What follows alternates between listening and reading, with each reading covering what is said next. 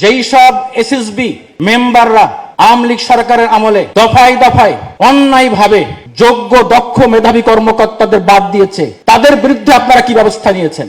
গত এক বছরে আমরা দেশ ঠিক করার নামে প্রতিটি জায়গায় যা যা করেছি এবং এখনো যা করে চলেছি, এতে প্রমাণ করে এবং আমরা প্রমাণ করে দিতে পারি আমরা তাদের ভুলে গেছি। বলার জন্য বলছি, দেখানোর জন্য বলছি, লোক দেখানোর কথা বলছি।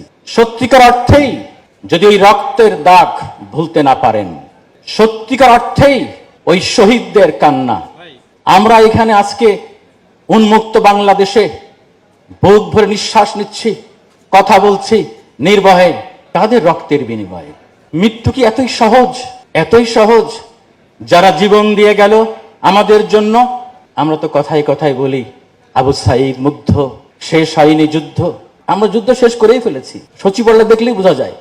একবার ভাবেন, সাভার বাস স্ট্যান্ডে ইয়ামিনের লাশ যেভাবে পুলিশের এপিসি থেকে নামানো হয়েছিল, তখনও ইয়ামিন বেঁচে ছিল। সেই দৃশ্যকে ভুলে গেছেন আপনারা? আমরা তোমাদের ভুলবো না। ভুলে গেছি? আমাদের কর্মকাণ্ড, আমাদের সংস্কারের নামে তামাশা প্রমাণ করে দেয় আমরা সব ভুলে গেছি। কাদের রক্তের উপরে দাঁড়িয়ে পতাকা উড়ান? কাদের রক্তের উপরে দাঁড়িয়ে এইসব চেয়ারে ভোগ করেন? আমার তো কষ্ট হয়, কোথা থেকে শুরু করব, কোথায় শেষ করব? যারা পদোন্নতি বঞ্চিত হলো অন্যায়ভাবে, তাদের পদোন্নতি দিতে আপনাদের এত দেরি হলো, লজ্জার ব্যাপার।